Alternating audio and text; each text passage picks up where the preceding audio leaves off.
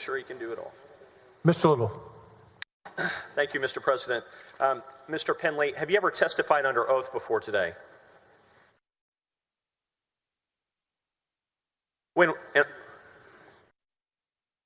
Yes, I've testified under oath. Did you testify under oath before the House Board of Managers? No. Did any of the House Board of Managers, Andrew Murr, Jeff Leach, Charlie Guerin, any of them put you under oath to provide testimony in connection with the impeachment proceedings in the House? No, I did not testify in the House. In fact, not in a proceeding in the House. I did speak with their investigators. Did you review the video of your meeting with the investigators before testifying here today? No. And during that proceeding, isn't it true that Ms. Therese Buse, who was hired as one of the investigators, told you that there was a legislative privilege that covered your testimony in that proceeding?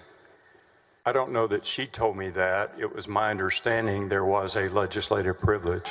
Just to be clear, when you testified there on video, did you tell the truth, the whole truth, and nothing but the truth, so help you God? Yes, that was my intent. Yes, and it was your intent. Yeah, I mean, I may have gotten a date wrong. I may have gotten an event occurred one day instead of another day, but it was my intention to tell the truth, the whole truth, and nothing but the truth. Yes, sir. Of course. So if we have your statement from that interview that was conducted by the House Board of Managers and their investigators, we can rely on it as being true, correct? I believe so. That was my intention. All right. At this time, Your Honor, I'm going to introduce AG Exhibit 68. May I approach the witness? Yes, you may. Thank you.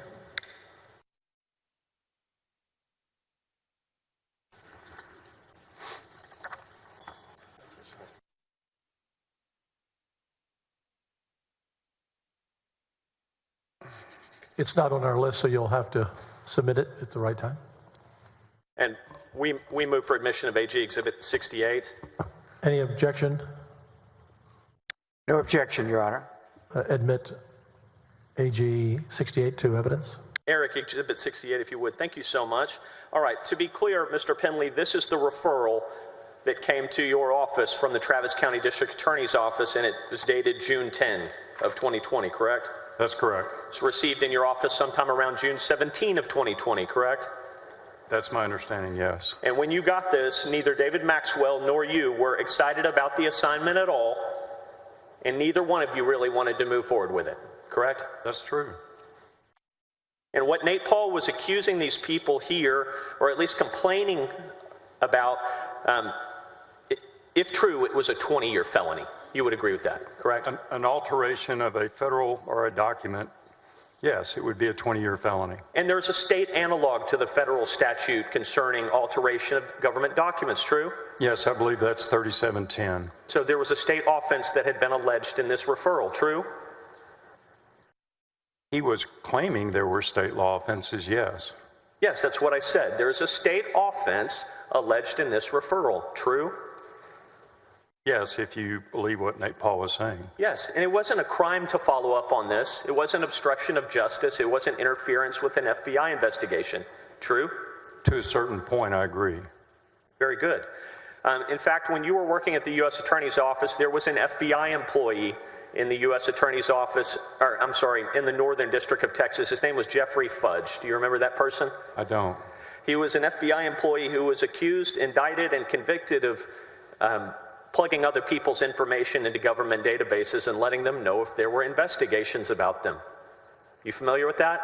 I'm not. It happened your first year at the U.S. Attorney's Office. Pardon me, Your Honor. You were talking about something he doesn't know anything about. Now he's testifying about it, and I object to that. Overruled. He can ask the question, but be careful of your line of questioning. I certainly will.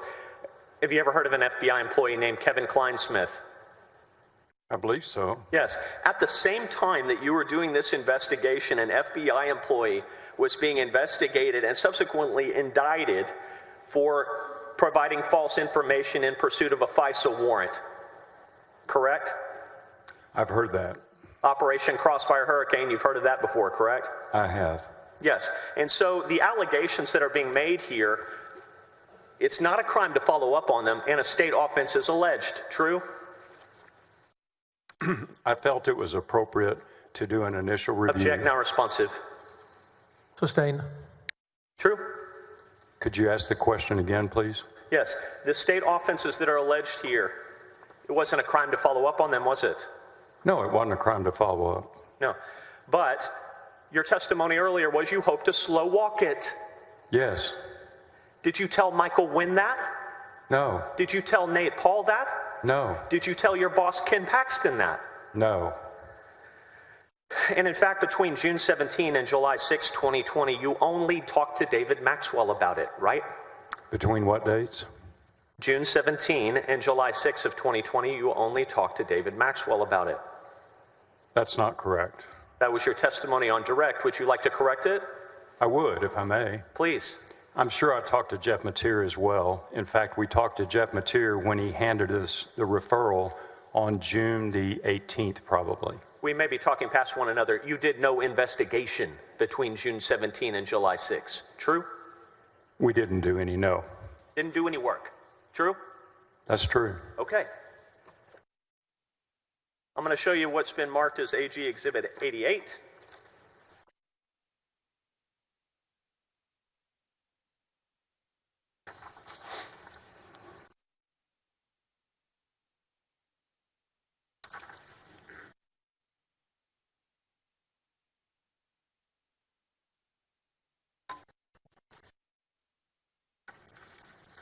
We move for admission of AG 88.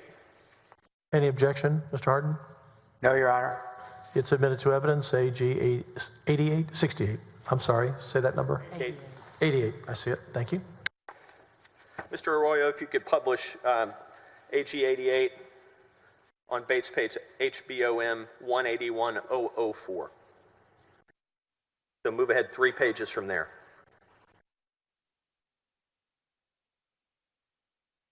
And blow up all the text and writing at the top, please.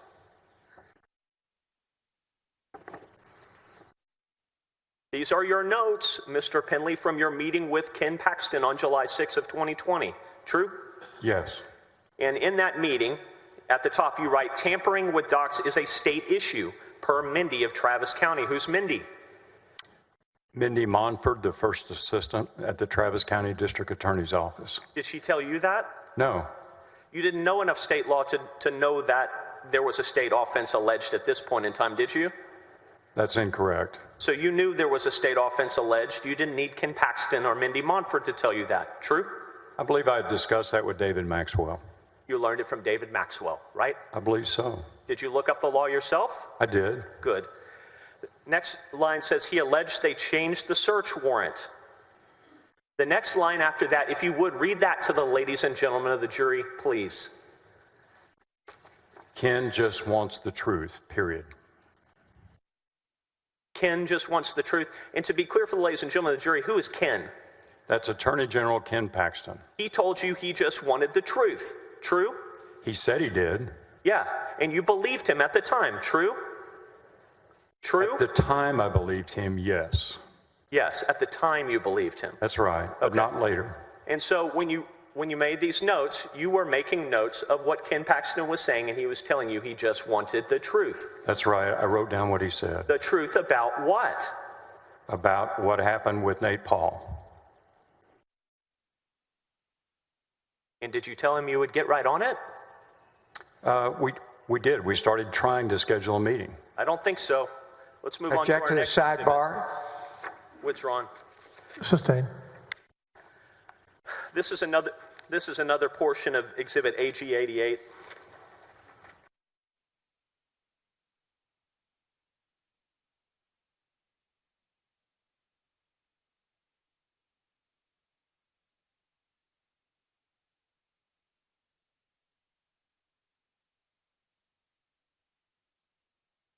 Mr. Arroyo, if you could move to the next page, .5. Mr. Penley, these are your notes of a subsequent meeting with your boss, Ken Paxton, true? Yes. And if you could, Mr. Arroyo, blow up the bottom half of that page, please.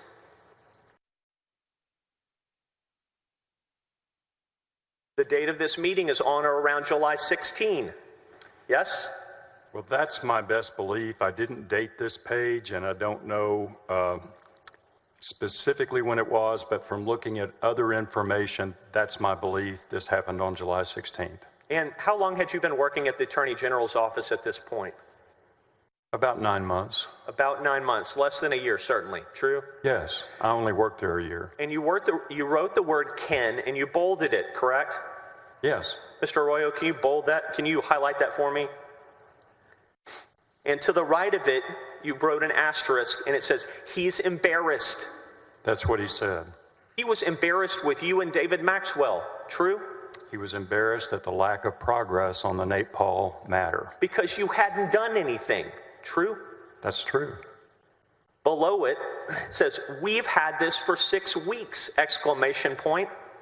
And Ken Paxton was upset with you that in 6 weeks, you and David Maxwell had done nothing. True? Which part of the Nothing. question you want me to answer first? You asked me if we'd had it for 6 weeks. That is true. And it's also true we had done no investigating in that 6 weeks. Ken Paxton was upset that you had done nothing for 6 weeks on a referral from Travis County that he was aware of. True? That's true. Down, if you would, there's some discussion about Texas Monthly. Do you see the all caps statement that you wrote in your notes? I do. And Mr. Arroyo, if you would highlight that portion and the portion below it and the line below it. You're on it. And below it. It says, "Seek the truth," 2 exclamation points. And that's what your boss, Ken Paxton, told you to do. True? That's what he said. I wrote down what he said. And what he said was to tell you to seek the truth. Yes? Yes, that's what he said, and that's what we did. And below that it says, "Let results be what they are." True? That's what he said, and that's what I wrote down. True. And at that point in time, in that day, he did not tell you to interfere with an FBI investigation, did he? Not that day, no. He did not tell you to obstruct justice, did he? Not that day, no. No, he didn't.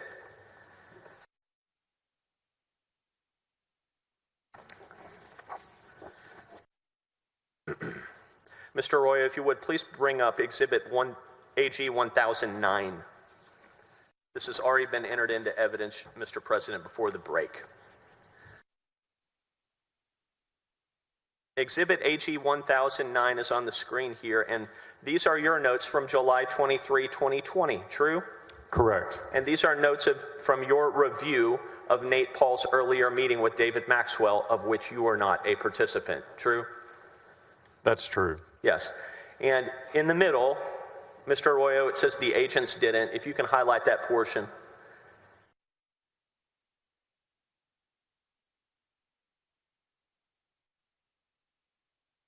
It says the agents didn't leave search warrants behind. Violation of the law. True? No, it's not a violation of the law. Is the Federal Code of Criminal Procedure the law or not? It's a procedural code. It's not a statute.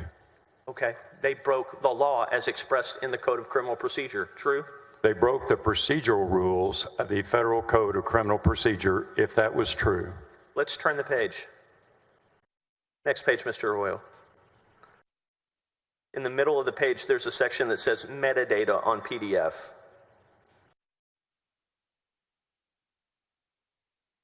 You could zoom in on that.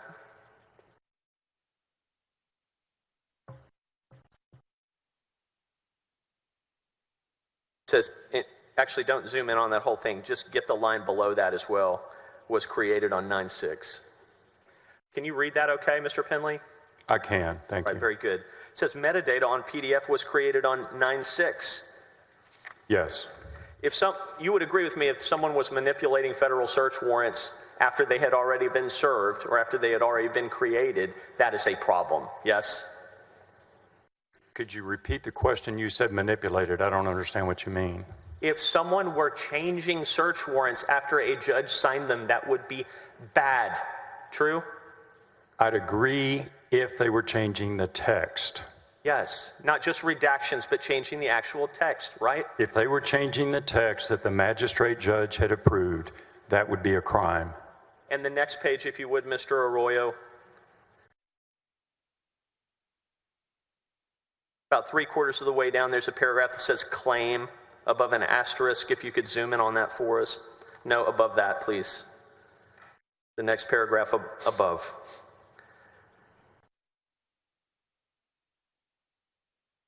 Yeah, the allegation here is that the search warrant for the file storage company, Contigo, was fabricated after the fact. Yes? That was Mr. Paul's allegation, yes. All right. Next page, please. And on the last page, you wrote the notes, Ronnie Saban, TFO. That stands for Task Force Officer. Yes? Yes. State Securities Board. Yes? Yes. How did he get the name Ronnie Saban? Well, I know that he met Ronnie Saban because he claimed that Ronnie Saban had been executing the search at his residence, and they spoke to each other. So what you're saying is, I don't want to put words in your mouth, Nate Paul knew Ronnie Saban was involved with the search warrant because he met him during the execution of the search warrant, correct? Yes, he had personal knowledge of Ronnie Saban because he met him during the search. Not because Nate Paul got some secret document from someone else, true? No, that's absolutely false, and you misstated my testimony. Object is non-responsive to everything after no. Sustained. Now, we're going to look at AG Exhibit 110. Mr. Arroyo, if you would, AG Exhibit, I'm sorry, not 110, 1010. There we go. All right. These are your notes from a meeting with Michael Wynn on July 28th of 2020, true? Those are my notes from a phone call with Michael Wynn, that's correct. Yes, a phone call. And at the top it says, wants to come to Austin to explain papers, yes? Yes. And below that says the agents didn't leave copies at the premises, but you already knew that, true? I knew that from reviewing the first meeting, the July 21st meeting video, yes. Next line down says inconsistent signatures and stamps, yes? That's what I wrote down because that's what Mr. Wynn told me, yes. Yeah, and these notes are from a phone call in advance of an August 5, 2020 meeting with Mr. Wynn and his lawyer, yes? Correct. We set that meeting date during this call. Yes. And by this point in time, Mr. Penley, had you done any investigating at all? Yes. And what did that include? Well, it included watching the video of the July 21st meeting where Mr. Maxwell met with Mr. Wynn and Mr. Paul, listened to their complaints, listened to their theories. So I'd reviewed all that, and he wanted to come have a second meeting, and I agreed to it. All you did was listen to them at this point in time, true? Yes, that was an initial report Object by... not responsive to everything after Excuse me, yes. can the witness finish his answer, please? Sustain the objection. Rule your objection. I'm going to show you what... Please let him have time to finish. I will do my best. Now we're going to look at Exhibit 1011, AG Exhibit 1011. And these are your notes from a meeting with Nate Paul and Michael Wynn, true? Yes, that's the August 5th meeting. And you can see there, by your first asterisk, hold on, it says thumb drive of docs produced. That's true. They gave you a thumb drive. They yes? did. Yes. And I want you to scroll down. Do you see the line that says J. Lane? Yes, I see that. It says J. Lane said he didn't have the original search warrant. Yes? Well, I don't know if he did or he didn't. That's what Michael Wynn told me. Yes. And so what Michael Wynn told you in this meeting is that the magistrate, the federal magistrate judge, informed them that he did not have the original search warrant. True? That's what Michael Wynn said, true. And if that were true, that would be really surprising if a federal magistrate, for whatever reason, did not have the original search warrant. Yes? Yes, that would surprise me. Did you ever look for the original search warrant? How would I do that, sir? Did you call anyone? I raised that with the Attorney General and the First Assistant that that was an option. Object non-responsive. That was not my question. Sustained. Did you call anyone at the magistrate's office, a clerk, a deputy clerk, the magistrate himself? Yes or no? No, I never called the federal magistrate or his staff. Did you call Alan Bowie, perhaps? No, I did not. Did you call any of his deputies at the U.S. Attorney's office? I did not. How hard would that have been to do? It would have been problematic in my view.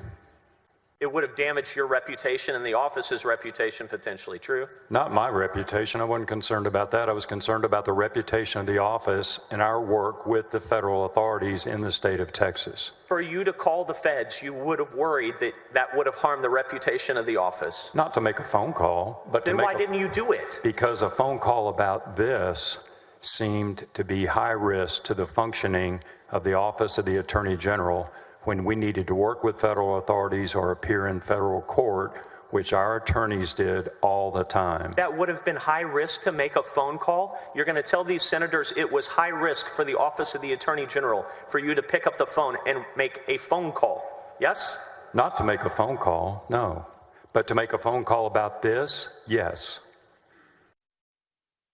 Well, why didn't you do it? The reason I didn't do it is because Nate Paul was claiming there was a grand conspiracy between a federal judge, 2 federal prosecutors, at least 2 state agencies represented as task force officers, and a number of FBI agents. Nate Paul filed a civil suit against 100 law enforcement agents in federal court in Austin over this. And I thought to call the U.S. Attorney's Office and say, we have any belief that career AUSAs would be altering search warrants is crazy, especially when they have an ongoing investigation that's privileged. In any event, you didn't make the phone call. I true? did not, for the reasons stated. Yeah. Isn't it true that in these videos, first in the meeting with David Maxwell and Nate Paul and his lawyer, and then with you also, Nate Paul's own lawyer said, we're not trying to interfere with the FBI investigation. Didn't he say that? He may have, I don't have a specific recollection. Isn't it true that Nate Paul's lawyer, Michael Wynn, also told you, we don't necessarily think that these are evil people. It may have been a comedy of errors, or they may have just made some bad choices and not been able to get out of it. I remember him saying, Pardon me, is he soliciting hearsay? Surely not. It's testimony from the video that you put in evidence about 2 hours ago, Rusty. It doesn't matter. I just simply asked, are you asking what somebody else said out of court? Isn't that what you've been arguing about for me for the last week? You remember the videos you put in this morning and the transcripts? It's from there. I hope that clarifies it. Overruled. All right. Now, let's go back to Exhibit 8. So, just to be clear, hold on. which exhibit? We're going to go to AG 1012, please. If you could, Mr. Arroyo. This is a meeting, and you are in this meeting with the Criminal Investigation Division's forensics team, true? Correct, and David Maxwell. And these are your notes, yes? Yes. And you're talking about metadata, true? Yes. And they told you that the results were inconclusive, true? That was their words, yes. Yes. They didn't tell you that there was no proof of a crime, or that no crime had been committed, or that a crime had been committed. They didn't tell you any of those things, did they? They said the metadata was inconclusive. And they didn't tell you that a crime had or had not been committed, true? That's right, and I wasn't asking Object them that. non-responsive to everything after that's right. Sustained. Mr. Penley, focus with me. Inconclusive means we don't know, doesn't it? It means it doesn't prove anything. That's what it means. It doesn't disprove anything either, does it? That's right. It seems like if something is inconclusive, it might require further investigation, right? It's possible. I'm going to show you what's been marked as Exhibit AG 88. Eric, if you can go back to that. I'm going to bring the page to you so you can see it.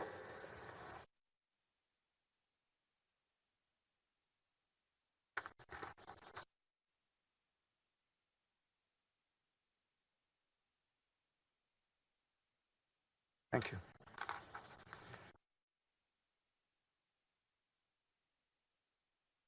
If you would, Eric, go to the page ending in 7, 007.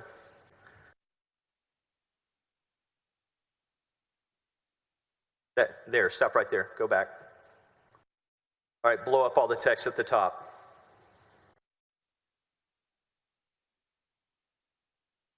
Mr. Penley, you got out of the meeting and you had Tina McLeod, who works in IT, she sent you an email. Metadata is, quote, data that provides information about other data. Yes, she sent me this email, and because I'd sent her one. And at the bottom she said, hope this helps. Yes? That's what she wrote. You asked her to send this to you, yes? I did. Because you didn't know what the heck metadata was before you walked into that meeting, right?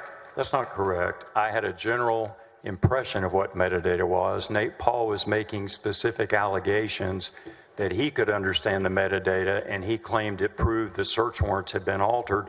And I was trying to go to our IT director, who was at the deputy level, and see if I could get a more definitive definition of metadata that would help me analyze his claim. Of course. And so what had happened was, on this same day, you had met with Nate Paul and his lawyers, and no? No. Okay. This was August the 6th. This Yes. was the day after the meeting. Yes. So you met with your team, your forensic team. On August 6th, yes. And then you got out of the meeting and said, hey, Tina, can you send me a definition of metadata, please? I don't remember if I sent the email before we met with the forensics team or after. Metadata was the central core of Nate Paul's complaints about the search warrant. That was the evidence that he and Mr. Wynn pointed to that would prove that state violations had occurred in the alleged alteration of a court document. And in order for you to assess those claims, you needed to know what metadata was, right? Of course, yes. May I approach the witness?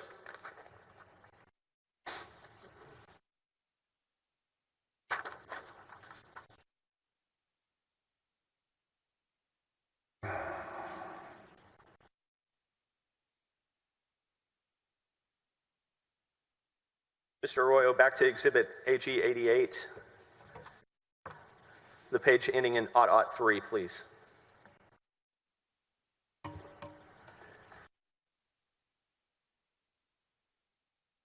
What is this list, Mr. Penley? Well, it's a document that apparently Excuse me, was... we're on the wrong page up on the screen. Oh, wrong page. Mr. Arroyo, 003, please. Other way. Okay, what's this list? Your Honor, may I inquire if he asks the witness if these are his notes or his typing? No, it's in evidence. It was offered, admitted, over your objection. No objection, actually. I don't believe this was prepared by him, so I don't know if he is going to ask him about it. I'd like the record to reflect he's out talking to him about something he did not prepare. He produced it in response It to our... doesn't matter whether we produced it. It matters as to whether this witness had anything to do with it. I'll try to lay a proper predicate. It looks to me like we received it from the Attorney General's office. Mr. Harden, you can take the witness on voir dire and ask him. Yes. Mr. Penley, of this particular exhibit, did you have anything to do with preparing it? I don't recognize this document. I don't recall preparing this. I don't believe it's mine. Okay. That's all I have, Judge. Do you remember ever seeing it? I've seen it in the documents for this trial. I've seen it in the discovery. You produced it in response to your subpoena, yes? I don't know that. He didn't produce. Hold on. I'm asking the question. I don't know that I did. Okay, we can go back and look. And if I did, I don't know that I prepared it. Perhaps I received it some other way. The suggestions on this list are suggestions of things that the office might do, questions it might answer in connection with the investigation, right? I agree with that. Yeah. And it says, can we talk to the AUSA Alan Bowie, right? Correct. And you've already testified you didn't do that, yes? Right, I did not do that. And none of the other questions, how was the document created? How was the document encrypted? What did he encrypt it with? What application did he use? You never got the answers to any of those questions, did you? No, I did not. Doesn't that seem like important information you might want to know? No, not based on what I learned on August the 6th. Okay. So I want to fast forward in your mind now to August 12th. We're going in chronological order if you couldn't tell. August 12th, you believe, and your testimony on direct was, you believe Ken Paxton was no longer supporting you. True? That's true. Yeah, and you came to that conclusion after the meeting with Nate Paul and his lawyers at which the Attorney General was present, yes? based on what the Attorney General said, that was opposite of what he had told me 3 or 4 days earlier. And now, if you would, let's take a look, Mr. Arroyo, at AG 1013.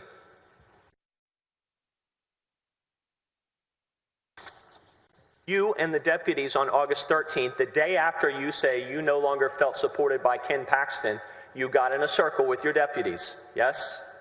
No, I didn't get in a circle. I briefed Jeff Mateer on what had happened the previous day. When you produced this document in response to a subpoena, you blacked out the top, you whited out the top of it, right? Yes, because I just need an answer to my question. Yes, I did. I redacted it. Yes, and we don't know what's under there because you didn't show us, correct? That's true. Now we go to the rest of this item. These are your handwritten notes from a meeting, true? Yes. And below that, Mr. Arroyo, if you can blow up the text to the right below that.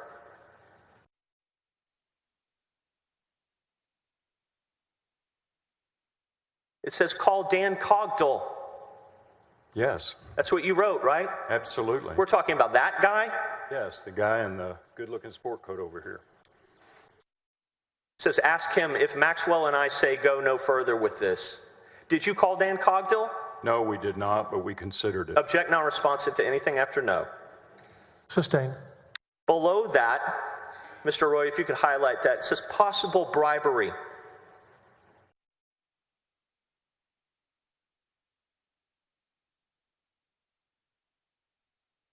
Yes, I wrote that.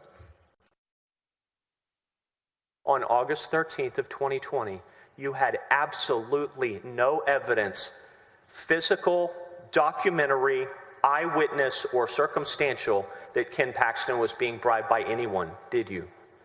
I disagree with your statement. I had circumstantial evidence. Oh, you had circumstantial evidence? Yes. Well, at some point on August 13th, did you go to your boss, Ken Paxton, and say, Attorney General, I'm concerned. I have circumstantial evidence that you've taken a bribe. Did you do that? Not on the 13th of August. I did it later. You didn't do that because you knew you would get fired, right? I said possible bribery. I didn't have evidence to confront him with, not at that time. Oh, but you just told the ladies and gentlemen of the jury you had circumstantial evidence. Yeah. So did you confront him with the circumstantial evidence? No, the circumstantial Object evidence. now responsive to everything Can he after no. please be allowed to respond? I'm just begging. Sustained. Your objections. Thank you. Mr. Penley, below that it says, if you can zoom back out, Mr. Arroyo, he's using OAG/playing KP. Did you tell your boss you thought that Nate Paul was playing him? Not on August the 13th. Why not on that day? You had his phone number, right? I'm sorry? You had Ken Paxton's phone number, right? Yes, I did. Why didn't you confront Ken Paxton with your circumstantial evidence of bribery and the idea that Nate Paul was playing him on August 13? Because I was trying to find a way to convince him to listen to reason and get away from this investigation, which I thought was highly dangerous to him and harmful to the office and injurious to the respect for the law in the state of Texas. But also because if you had done that, you should expect to get fired, don't you think? I could have been, and I was concerned about getting fired ever since Ken Paxton did a 180 and turned against me in the August 12th meeting, all the way to the end. Okay. So just to be clear for the ladies and gentlemen of the jury, your concerns about bribery did not arrive until you thought Ken Paxton might fire you, yes? No, that's not correct. You're misstating what I thought. I have your notes here. Yes. This is the first document I've ever seen where you've written the words possible bribery. Will you agree? I don't have all the documents I've written. I've written a lot, so I can't agree to that unless you want to show me all the documents. I began to be very concerned about what was going on in his mind when, on about August the 8th, more or less, I told him I recommended closing the investigation. He looked me in the eye and said, okay, fine. All I ask you to do is meet with him and tell him. And then 2 days later, he told me he wanted to attend the meeting. And then in the meeting, when I announced to Mr. Paul and Mr. Wynn, I recommended we close the investigation because the metadata theory didn't prove a crime, Ken Paxton began making negative comments I'm going to to object me. to the narrative. Sustained. Appreciate your answer, Mr. Penley, but my question was a little bit different. On August 12th, by August 12th, you thought, this guy might fire me, yeah? I did. On August 13th, you wrote down, maybe he's being bribed, yeah? Yes, because I thought that. And you didn't confront him that day because to do so probably would have resulted in you being fired, yes? Could be. The safer strategy is to wait a month and go to the FBI with whatever circumstantial evidence you have and adopt whistleblower status for the same information, right? No, I don't agree with your characterization. Okay. In any event, in this memo, you say that the metadata is inconclusive, right? I'm sorry, where are you pointing me to? Zoom back out, Eric, if you would, please. Yep, metadata is inconclusive. No proof of crime. No disproof of crime either, right? I wrote down metadata is inconclusive, no proof of crime, and that was my belief at that time, and it still is. In any event, I think you can tell the jury, and that we'll agree, you didn't do any investigating after that, right? No, that's not true. I tried to investigate. I tried to get the rest of the documents that Nate Paul and Michael Wynn had told me they had on August 5th. They told me they'd gotten a bunch of documents from Judge Lane, and I never felt like they'd given me all the documents. You had already told Nate Paul and his lawyer the day before that you were going to close the investigation before you had those documents. True? That's true. And the Attorney General didn't accept Jack, it. not responsive to anything after true. Sustained. All right. I'm going to show you what's marked as Exhibit AG 1014, please. We're going to move ahead in time from August 13th of 2020 to September 4th of 2020. Can you see this document in front of you on the screen? Or in your hand? You've got a copy of it physically. Yes, I think I can see it better on the screen if you'll blow it up. Thank you. This is an email from General Counsel. This is Leslie French at the OAG, and she's sending it to FLD Contracts. It says, FLD, please see the attached partially executed contract and disclosures from Mr. Kamak. I have reviewed the disclosure statement of Brandon Kamak and am satisfied with the choice of outside counsel for this matter. Do you see that? I do see that. Okay. And on September 4th, you got the DocuSign that day, yes? I've said in writing that I got it that day, but now that I've reviewed a lot more evidence, I think I made a mistake, and I believe I've got it for the first time on September the 16th is when it reached my email inbox. Well, that's not what you testified to under oath before the House Board of Managers, is it? That's why I said I made a mistake. Yeah. You're correct. And when you and I think you'll agree, I'm not going to have to pull your transcript out. You testified to the House Board of Managers and their investigators that you got it on September 4th, and then you went on vacation and said, I'll take care of that when I get back. That's what you told them, yes? And now you're telling a different story, yes? Well, you've asked two questions at least. I'll answer it this way if I may. Yes, I told the House managers I thought the date I first received the executive approval memorandum was on September the 3rd or 4th, whatever date is in the transcript. I don't argue with that. I now believe I first received it on September the 16th, so I'm correcting my testimony. You're correcting your testimony that you gave to the House Impeachment Board's investigators, yes? Yes, that's true. We should believe what you're saying today and not then, yes? Yes. Okay.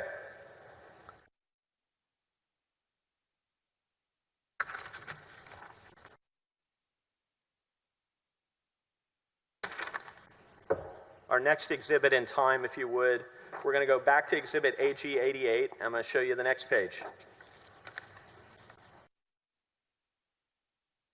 Thank you.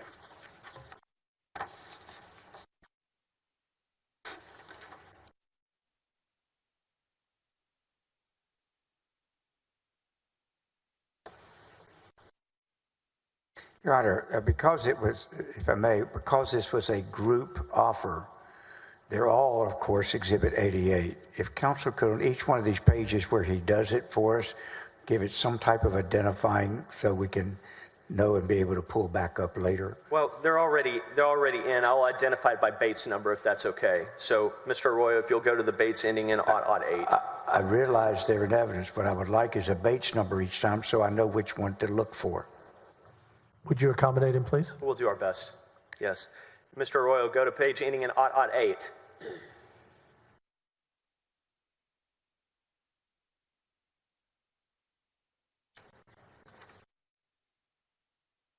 Give me all the text, Eric, if you would.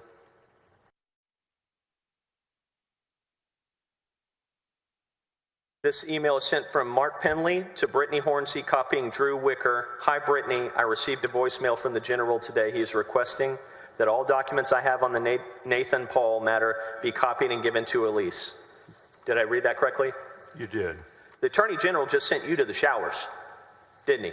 I'm sorry? He just came to the mound and took the ball out of your hand. Said, give me the file. I'll take it from here. Yes? He didn't say that. That's what you should have inferred from that, right? The Attorney General came and got the file from you. Yes? You're asking me to speculate. I don't know what was in his mind. I know I got a voicemail from him while I was on vacation asking me to get the file to one of the executive assistants on the executive floor, which I did. You knew that was not a good sign, right? No, I'd been given a warning that he was working up an outside counsel contract, and that was consistent with the idea that he was going around me and David Maxwell and trying to hire outside counsel. He's taking the ball out of your hands, yes? That's your phrase. I'll accept it if you want me to. Okay, I do. You gonna accept it? He took the ball out of I'll your accept that he was trying to take the case out of my hands. There was no ball. Very good. Let's move to Exhibit AG 1015, if you would. And these are your notes from a side huddle with Jeff Mateer, Blake Brickman, and Ryan Bangert. Yes? Yes, that's correct. And at the bottom, and we've got more redactions. Yes? Yes, they were irrelevant topics that came up in a meeting that had nothing to do with this case. Well, I guess we'll have to take your word for it, won't we? Well, yeah. Below that, it says NP, file returned, Joe Brown, Cliff Strickland, outside counsel contract. So you knew about it. Yes, the purpose of the meeting with Jeff was so he could update me on things that had gone on during the week I was gone. And he told me that the Attorney General had considered hiring Joe Brown, a former United States attorney and former district attorney in Sherman. He'd been the U.S. attorney in the Eastern District of Texas. He also, I believe, had conducted a phone interview with Cliff Strickland, an attorney in Denver. All right, let's move ahead in time a little bit. May I approach the witness, Your Honor?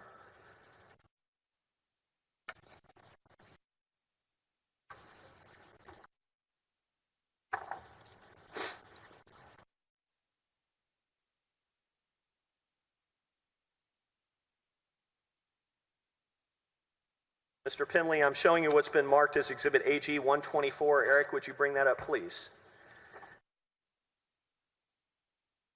This is the second referral from the Travis County District Attorney's Office to Brandon Kamak on September 23rd of 2020, yes? Yes. And when you made your report to the FBI, you didn't know about this, true?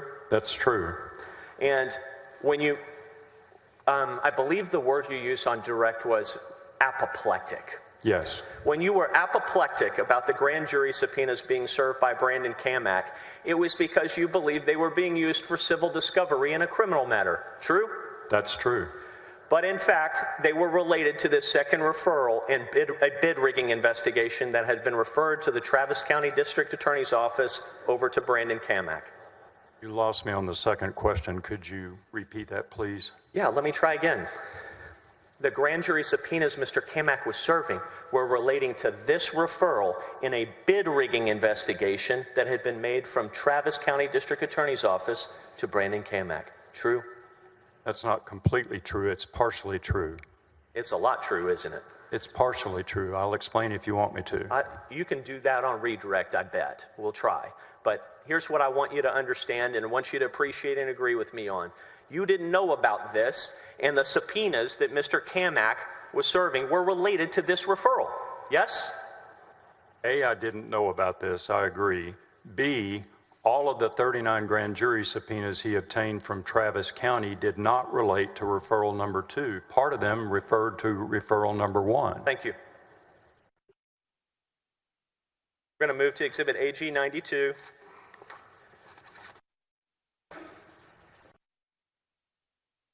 I do not believe 124 was admitted previously. We move for admission of AG 124. Any objection?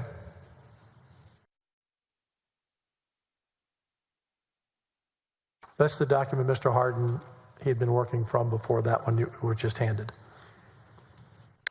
He has seen 124, and this is 92. I have no objection. I'll show that Exhibit 124 is admitted into evidence. Now are you offering another? AG 92, Mr. President. Any objection on this one, Mr. Harden? No, Your Honor. I'll show that Exhibit 92 be admitted into evidence. Continue. Mr. Penley, after 10 days here in Exhibit AG 92, you admit, or you finally state, I'm not signing the outside counsel contract. Yeah? You said after 10 days. What, you lost me at 10 Well, days. your testimony today was that you got the outside counsel contract DocuSign on September 14th. You told them you got it on September 4th. Whether you've had it for 10 days or 20 days, you are now finally telling someone, I'm not signing it. Yes? I received it on September the 16th, as I previously stated. So 8 days later, after the Attorney General called me and asked me to sign the outside counsel contract, I told him I could not and I would not, and I gave him all the reasons why. He told me to talk to Jeff Mateer and to forward this contract to Jeff Mateer, which I did. Let's move to Exhibit AG 1017, Eric. These are the notes that have already been entered in evidence, I guess, on both sides. But these are your notes from September 26, right? Yes, these are my after-meeting notes on September 26 from McKinney. Okay. This is discussion about hiring outside counsel, at least in part, yes?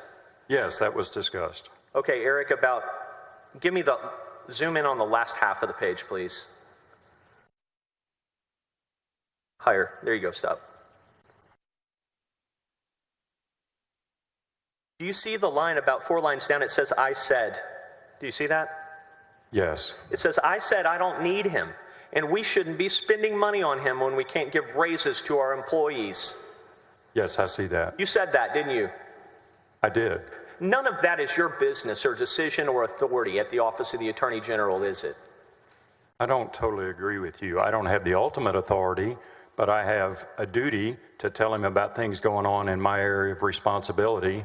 We couldn't give raises to our people. I felt like he was wasting money on outside counsel on an improper investigation, and I was trying to express that to him. Do you understand that there are 900 outside counsel contracts every 2 years at the Office of the Attorney General?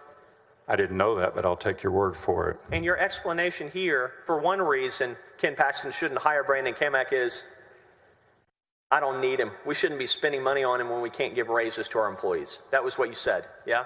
That's what I said. And Ken Paxton got upset and he said, so you're going to exercise veto powers over the budget for the agency? He said that, yes. That was his response to you, yes? Yes, it was.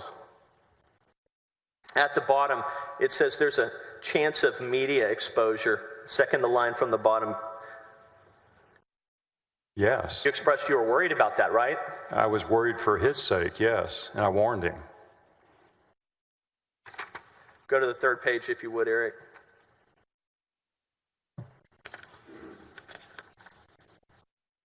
Again, we see on the third page the word inconclusive. The theory advanced by NP was inconclusive, yes? I'm sorry, could you tell me, can you direct me to the part of the page you're looking at? Yes, can you highlight that for the jurors? Yes, it's about 3/4 of the way down. You see the word inconclusive? It says theory advanced by at the beginning of the line. Lower, Eric, right there. This theory, in about a third of the way down. Yes, Theory advanced by NP was inconclusive. Yes? You see that? Give me, if I may have just a moment to read the paper copy. Yeah, take your time.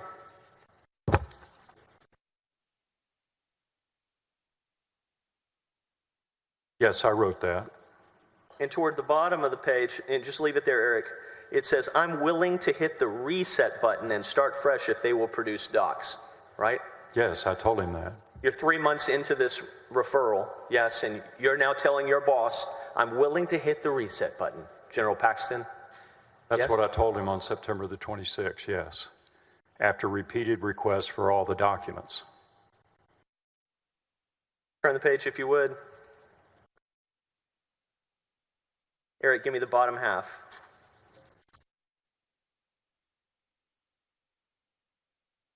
You said, I told him this is a dangerous case. A dim DA or U.S. attorney could charge him with a play-for-pay scheme if they learned about the investigation, since Nate Paul is a campaign donor. Yes? Yes, I wrote that. Okay. You don't have any evidence that Nate Paul ever paid any type of bribe to Ken Paxton, do you?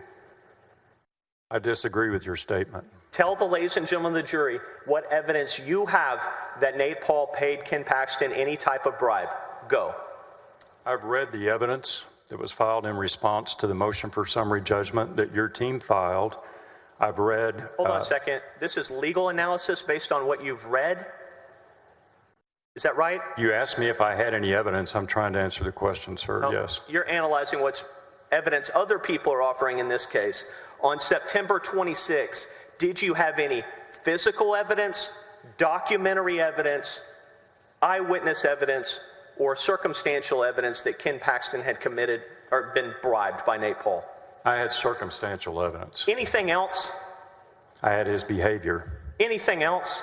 the campaign donation, Anything else? his absolute refusal to listen to common sense and reasoned legal positions. He wouldn't listen to anybody on the executive staff. Anything else? There's 4,000 pages filed in response to the summary judgment. There's stuff in there. Did you have any of them? I didn't have it on September 26. I know about it today.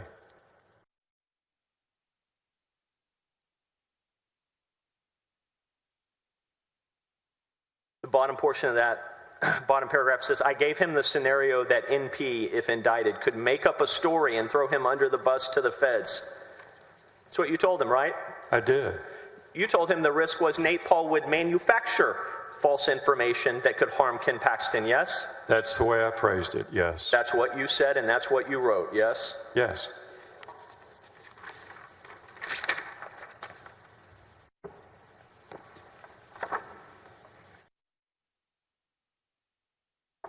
We get to September 30th or 29th and 30th, your head explodes, yes? That's true.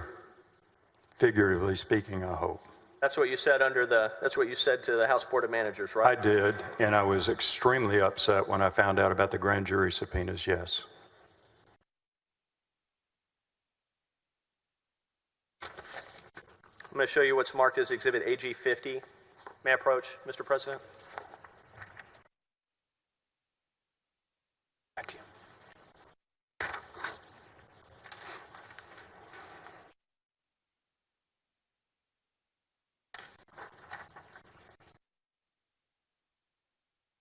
Mr. President, we move for admission of AG 50. Any objection, Mr. Harden? No objection. Eric, if you would put that up for Admitted me. to evidence, please, AG 50. You signed this, yes? I did, yes. It says, we have a good faith belief that the Attorney General is violating federal and/or state law. Yes? Correct. You had a good faith belief on October 1st, 2020. Yes? Yes. Did you bring any documentary evidence or physical evidence to the FBI? No documents, no physical evidence. And just to be clear, your testimony on direct was one of the reasons you thought Nate Paul had no credibility was he didn't give you any documentary evidence. True? Based on his theory, there was nothing to back up his theory. Correct. Yeah. And so it's fair to say if you had had documentary evidence of any crimes by Ken Paxton, you would have brought them to the FBI when you visited with them prior to this letter. True? I disagree with you. Oh, so you would have sat on it? No. If you had any documentary evidence of a crime by Ken Paxton, you would have brought it to the FBI. Yes? No. No, you wouldn't have? No. This was an initial report by eyewitnesses. And it happened in a hurry. I agree with that. How much of a hurry did it happen in? Well, in one sense, it had gone on for 3 months, but what really took this to a crisis level was learning that Brandon Kamek, or Kamak, I don't know the exact pronunciation, was serving grand jury subpoenas that were designed to help Nate Paul in his civil litigation against his business adversaries. You've testified about that. May I approach, Your Honor? Thank you.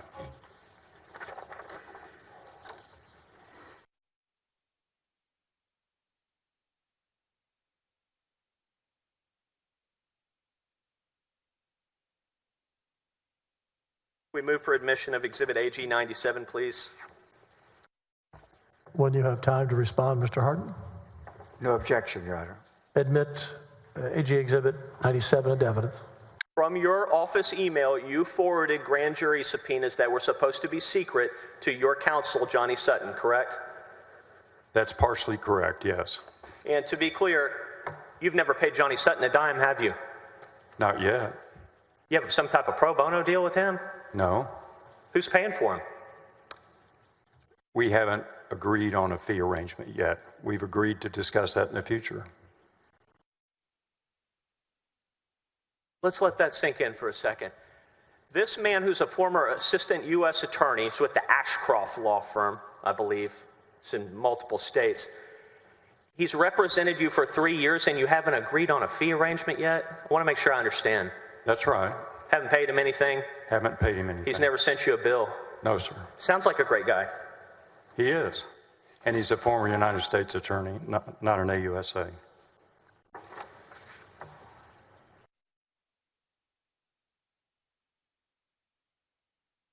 some point in time, you get placed on investigative leave, true? On October the 2nd, correct, by the Attorney General himself. And by that point in time, there was still no file related to your investigation at the OAG, yes? I'm sorry, I didn't hear the full question. Could you repeat? There was no file at the time that you were placed on investigative leave in the OAG system related to the Nate Paul investigation, true? I had a file with my personal notes on the case, but we had not officially opened an investigation file. If you would, Mr. Arroyo, bring up Exhibit AGU 1020, please.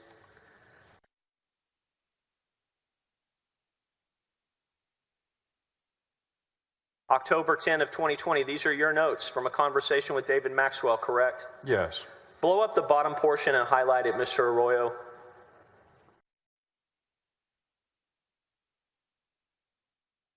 Highlight that bottom asterisk. Your plan, while you were still at the Office of the Attorney General on investigative, you're on investigative leave on October 10, right? That's true. Your plan is to cook up bar complaints on Brandon Kamak, Michael Wynn, and Ken Paxton, isn't it? That was not my plan. It was David Maxwell's plan? I write down what people say Object in my phone non-responsive. memos. I wrote that down. Payne, He can't, pardon me, Your Honor, he let's can't. back up. Let's slow down, let him finish his answer, then you can object. Go ahead. Times at a premium, Mr. Penley. It was David Maxwell's plan as of October 10 of 2020 to cook up bar complaints against Brandon Kamak and Mike Wynn and Ken Paxton. Yes?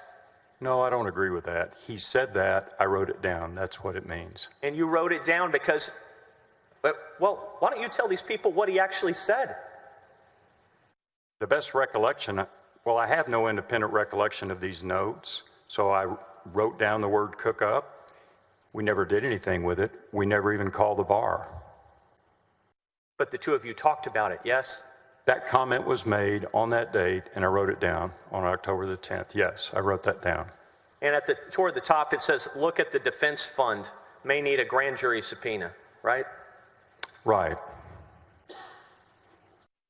That was part of your plan, wasn't it? No, that was part of our conversation, and we were trying to find more links between Nate Paul and Ken Paxton. If you would, Mr. Arroyo, Exhibit AG 1021.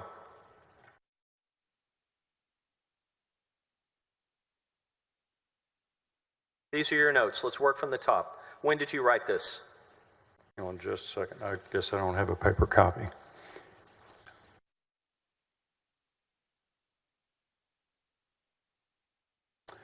It was sometime after I was placed on investigative leave. I don't know the exact date. At the top, it says Google KP's Defense Fund. Eric, if you could zoom in on that. See if we can access that document. Who's we, by the way?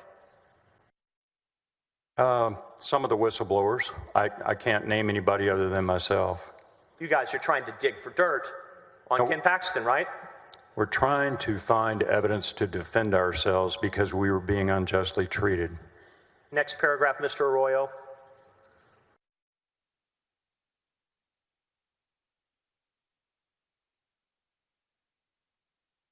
At the top, you write, Missy told him he could sign the contract and hire outside counsel. Yes? I wrote that down, yes. That's Missy Carey, the Chief of Staff of the Office of Attorney General, yes? That's correct. And your notes, your recollections from this meeting were that you were all discussing it, and the Chief of Staff said, Ken, you can sign that contract, yes? Well, I don't know this was from a meeting. I believe it was from a phone call.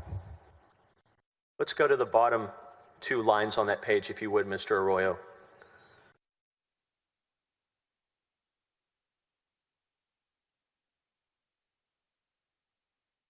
The bottom you wrote, KP must be indicted by spring break.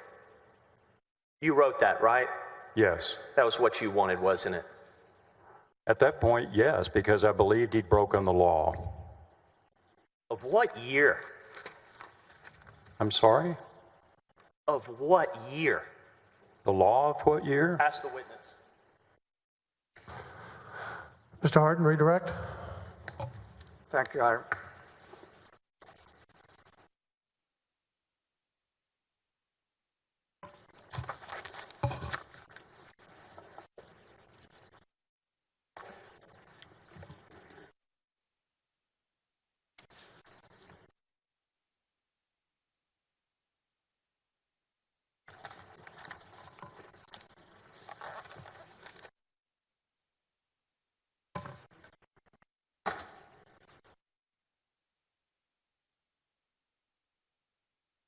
Oh, thank you.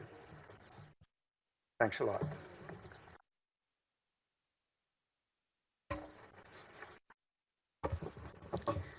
Mr. Penley, I'll just take a few minutes with you. Just a few things I want to mention real quickly. But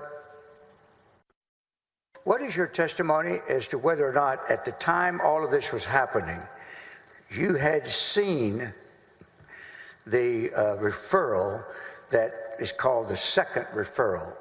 And if we could put up the front page of AG Exhibit 124, please, Stacy.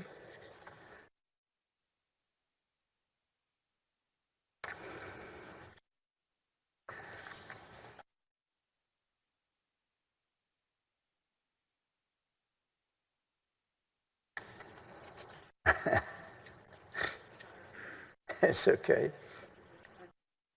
Thanks a lot.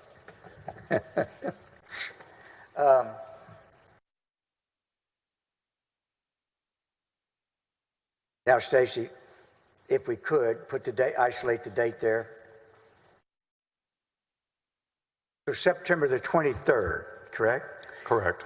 That you're really only, everything blew up, we can all agree, can we not, on September the 30th, with y'all going to the FBI and so? I'd say September 29th, the day before, with the first grand jury subpoena being reported. Okay, but you went to the FBI on what date? On the 30th. All right. Now, this is just 1 week before that, is my point, is it not? Yes, sir. And were you ever, during any of the time this was going on, were you informed that after filing the complaint back in June on the referral, that now after things are, you've been looking at one referral? Yes. Is your testimony throughout this case, y'all were only concerned with one referral? Right. I only knew of one referral all the way to the point when I got put on investigative leave. All right. Have you since reviewed, after this was all over, after you were terminated? Well, back up. Had you seen this referral number 2 from this gentleman before you were terminated? I think I saw it between the time I was put on leave and terminated, which was a month. I think I saw it in between that time. And at the time, now did that lessen your view of, or change your view of Mr. Paul, or did it increase the view you already had reached? It increased my anger at the Attorney General. All right, hold on a second. For doing all this. Hold on a second. I want to move you now to Stacy Bates Stamp.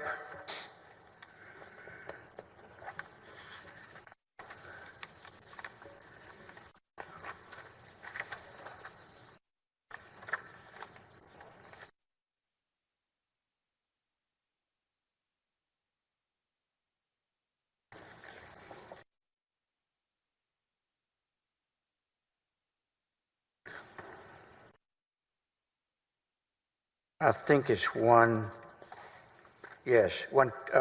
Bates Stamp 2443, please, Stacy.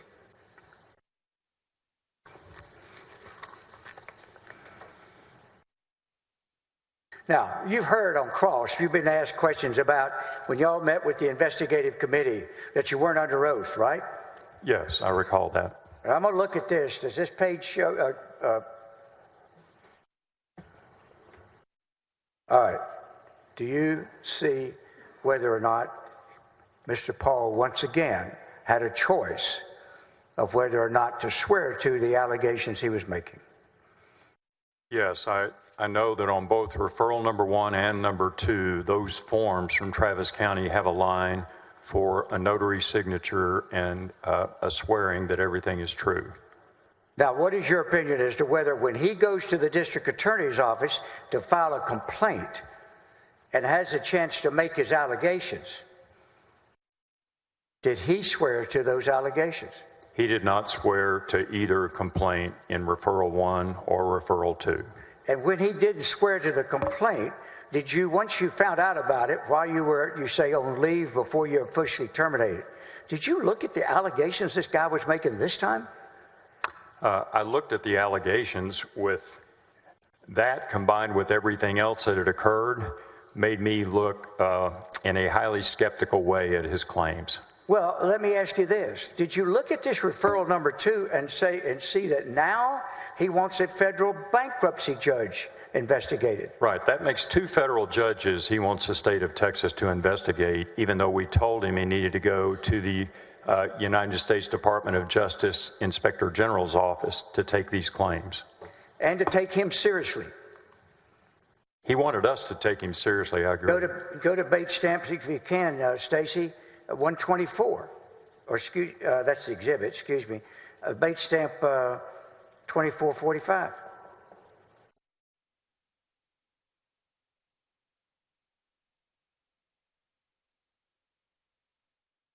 I want you to look at how many people now does he want an investigation of. For instance, look at on page 2445, let's scroll down. Will you just read out the names of the people he now wants y'all to investigate in addition to the people he wanted you to investigate in the original referral? Yes, sir. Brian Hardiman, slow down. Do you know who Brian Hardiman is, one way or the other? I do not. Next one. Will Hardiman. Do you know who he is? I've read that's Brian Hardiman's son. Do you know who Christopher Dobson is? No. Are you aware that's opposing counsel in the cases he's in litigation with? No, but I'm not surprised. Stephen Binish, do you know who that is? I do not. Do you know who Jason Cohen is? I do not. Do you know who Mark Riley is? I don't. Do you know that Mark Riley is engaged in a civil lawsuit with him? One moment, Counselor. Yes, Can sir. we take out that information, please, and we'll address this? Pardon me? Just very briefly, Mr. Yes. President, assuming facts not in evidence, I didn't hear what you said. I'm sorry. I'm saying, assuming facts not in evidence, Mr. Hardin is saying that these people are certain things and the witness has no knowledge of it. Sustained. Do you know Jason Bain is? I don't know him. Do you know whether Tony M. Davis is a federal bankruptcy judge? Yes, I understand that he is a United States bankruptcy judge in the Western District of Texas in Austin. And do you know who Ray Chester is? He is the trustee for the Mitty Foundation, which is involved in a lawsuit with Nate Paul. Is Ray Chester a trustee or is he opposing counsel representing the Mitty Foundation? My understanding is he's an attorney, but he's also the trustee represented by counsel. Do you know who Mr. Milligan is? Gregory Milligan. I believe he's an attorney in Austin, somehow involved in that litigation. At the end of the day, when you read this particular referral, is there any way on God's green earth you would ever want to support a criminal investigation based on this guy? Absolutely not. I have no further questions. Recross, Mr. Little. No recross, Mr. President. May I have a moment to collect all my goods from up there? You may. Are these your notes down here? Mr. Hard, Mr. Little, may this witness be excused? I would hope so, Your Honor. Subject to potential recall, of course, but yes. Yes.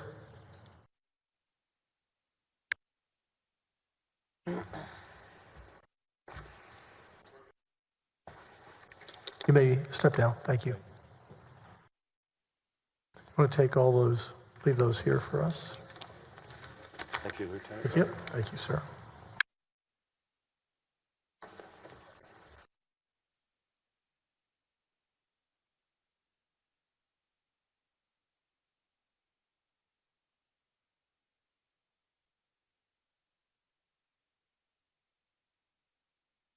Who's the next witness? Yes. Hit that. We can't hear you. Here you go. Here we go. Mr. President, the House Board of Managers calls Catherine Missy Carey. Bailiff, will you bring in Missy Carey?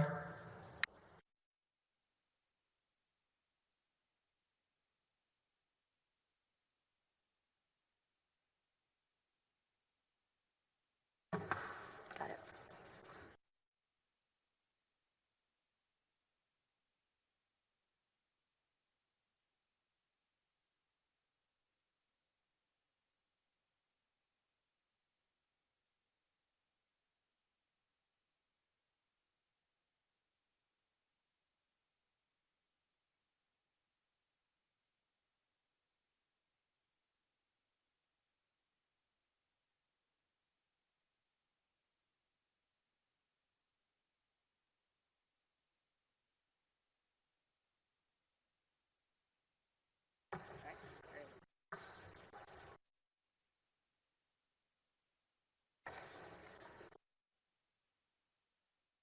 Would you raise your right hand? Take the following oath. I do solemnly swear that I or affirm that the evidence I give upon this hearing by the Senate of Texas of impeachment charges against Warren Kenneth Paxton Jr. shall be the truth, the whole truth, and nothing but the truth, so help you God. I swear.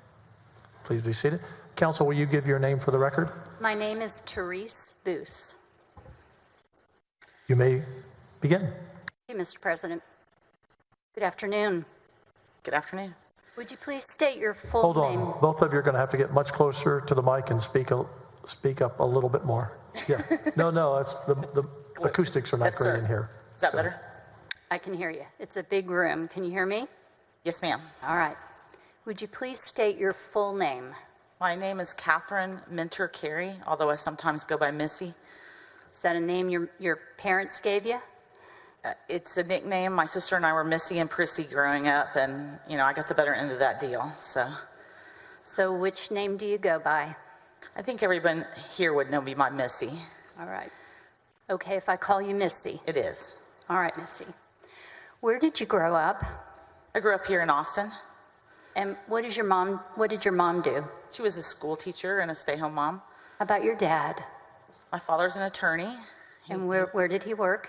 Actually, his first job was he was an assistant attorney general at the attorney general's office from 1965 when I was born to 1971. And then he had private practice in a law firm here in Austin. Was he a role model for you? He is a role model for me, yes. Is he why you became a lawyer? He is. How about the attorney general's office? It just, when I was a kid, he would take me up there. I was probably kindergarten or first grade, and it was like the scene from Mad Men, if you know the TV show. It was a cool place, and it was what I always wanted to be.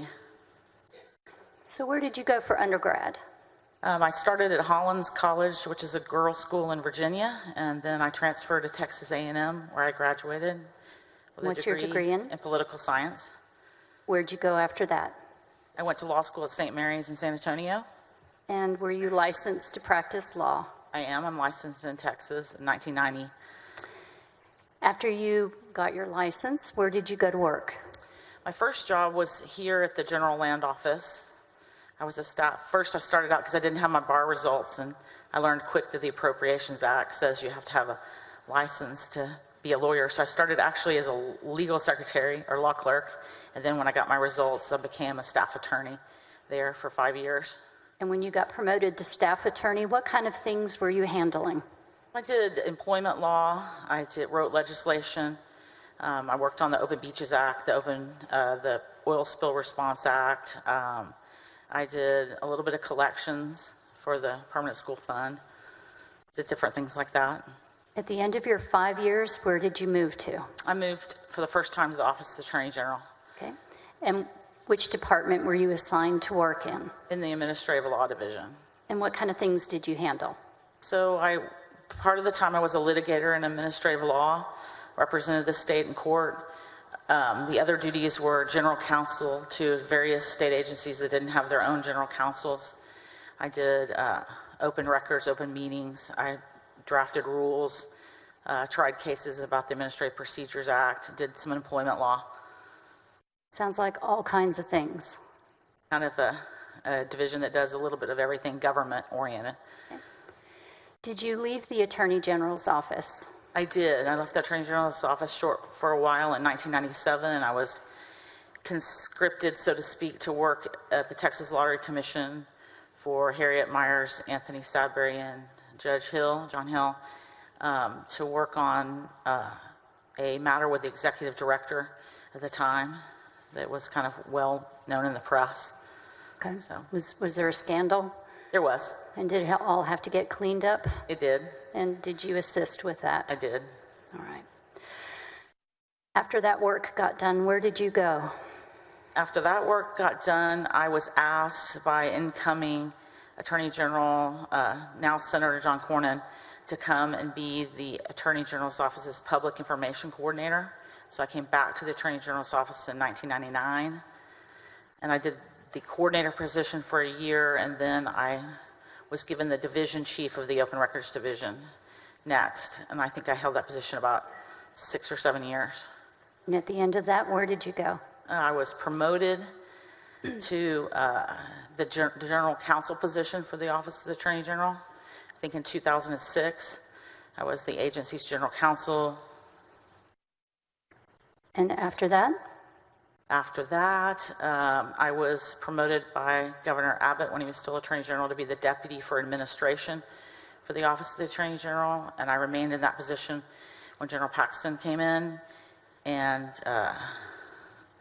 did the same basic job for both of them. Tell us how many attorney generals you've worked for. As Attorney General, I've worked for 4, and then John Hill at the Lottery Commission. Okay. So 5. Tell us the names. So Dan Morales, John Cornyn, Greg Abbott, Ken Paxton, Attorney General Hill when he was on the Lottery Commission. And I also worked at the Land Office for Gary Morrow, who was a statewide elected official. In 2014, when Ken Paxton became the Attorney General, did you receive a promotion? I did. And what were you promoted to? I was the first female chief of staff of the Office of the Attorney General, and the first person to work their way all the way up from a line lawyer to a position that high in the agency. And who did you report to in that position? I reported to Jeff Mateer, who was the first assistant. Well, actually, probably it was Chip Roy first. I can't remember. It was the first assistant, whichever one was there first. And eventually to Jeff Mateer as Indeed. first assistant? I think Jeff was their chief of staff, yes. Okay. May I have Exhibit 553, please?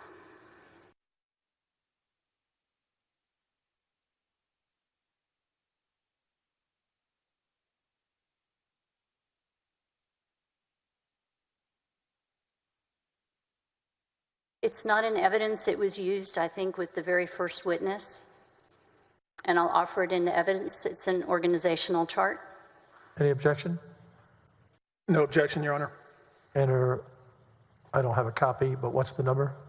It's 553. 553 into evidence. In the future, if you all can give us a copy. Thank you. Can you see the chart, 553? I can. Okay.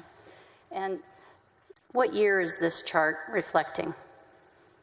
This chart, even though it's dated September 2020, I think reflects the organization as of September of 2019. Okay.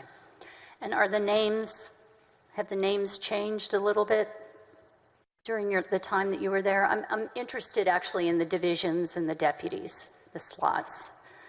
Can you, looking at the far left of the line of executives, can you tell us, as chief of staff, who you worked with during the period of time that you were working with Ken Paxton as your assistant, as your attorney general? Start at the left, if you would. So there's a different org chart that's now come up on the screen. This organizational chart is the chart from 2019, before September 1st, 2019. And I'm happy to answer the question. I'm just not sure which chart you want me to answer the question for.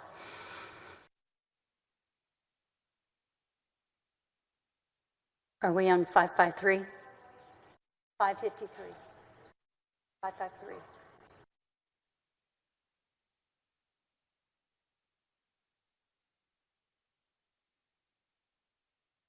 I'm interested in the divisions. Can you, I understand. Can you Oh, which chart are you interested in the divisions on? There's two organizational charts, and it's different, actually. how about the one that we're looking at right now? Does that help? That helps. Yes? Yes. All right. Let's start at the far left of the chart. Okay.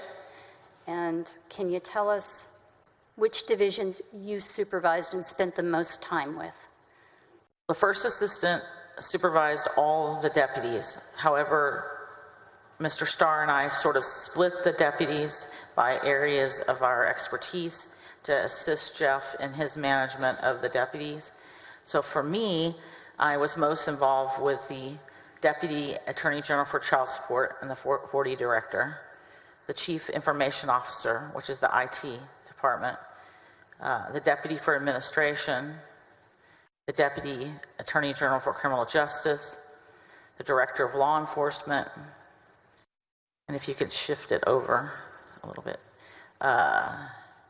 And that would be all there. And then if you look above, directly reporting to me was the agency's Public Information Coordinator, who I oversaw. And then I also helped the first assistant with the ombudsperson and the internal auditor.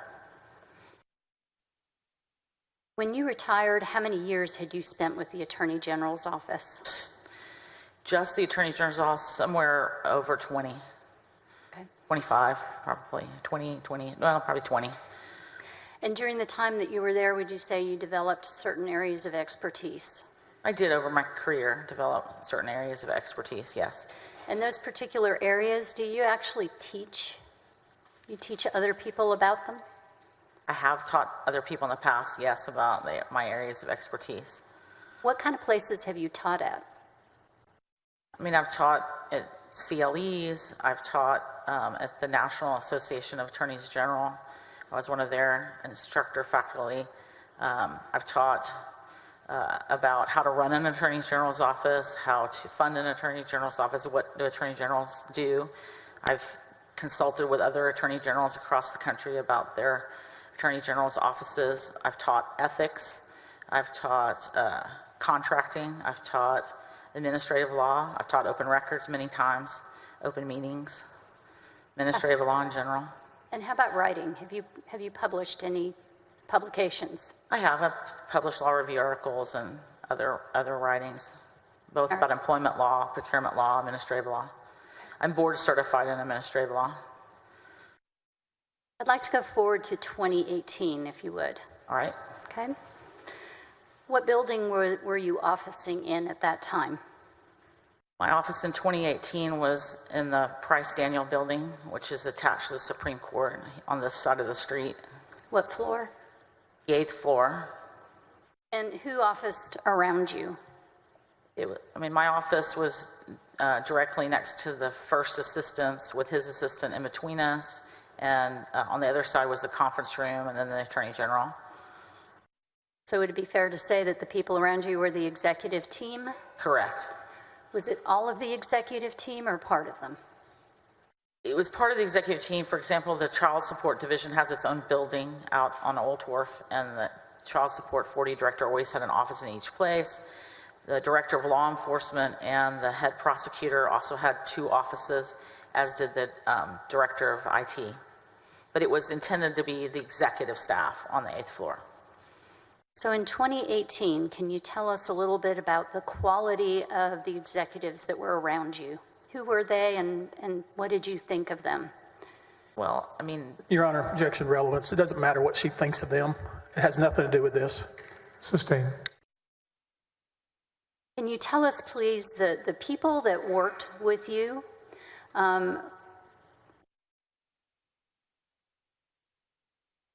did they mirror the policy choices of Attorney General Paxton? Your Honor, again, relevance. Object. Would overrule this time. they did. The executive team was created in order to further General Paxton or any Attorney General's agenda and desires of where they want the office to go, and they did so. And during the period from 2018 up to 2020, were you aware of how they were perceived by people outside of the office, other professionals? Objection, Your Honor. That calls for speculation. How can she know what people outside the office thought about these people? I can qualify. Sustained. Are you familiar with how the executive group within your office was perceived by people outside of the office? For example, other professionals in Texas and even outside of Texas? Objection, Your Honor.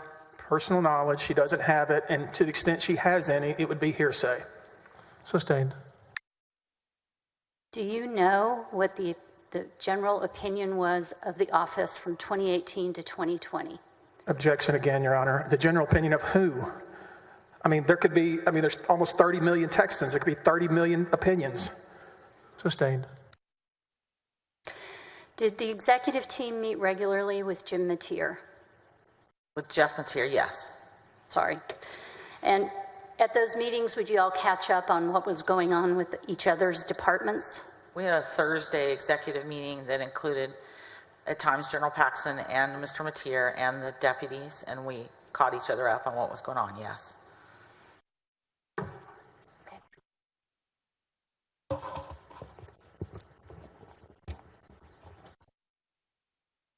Can you tell us what General Paxton's involvement with the day-to-day operation of the office was? His involvement was similar to most other attorneys general. Most attorneys general set the high-level policy and high-level direction of where they want the executive staff to go, and then depend on the executive staff to complete those tasks and to follow that direction. So, Missy, you had worked in the office for a very long time at that point. As you looked around you at the people that you were working with, how would you describe them? Objection, Your Honor. Vague and irrelevant. Sustained. What kind of group were they? Again, I have no idea what that means. What kind of group were they? It could be anything. Vague. Could you be more specific? Thank you. Was there a description that you used for the people that you were working with? Did you call them something? I'm sorry to interrupt again, Your Honor. It's the same objection. I have to sustain. Of all of the people that you worked with at the Attorney General's office, and again, I know they're like children, right? We don't like to say which ones are our favorite, but as a group, can you quantify them for us from 2018 to 2020? Your Honor, I hate to slow this down, but that question is vague and, as best I can tell, irrelevant. Sustained.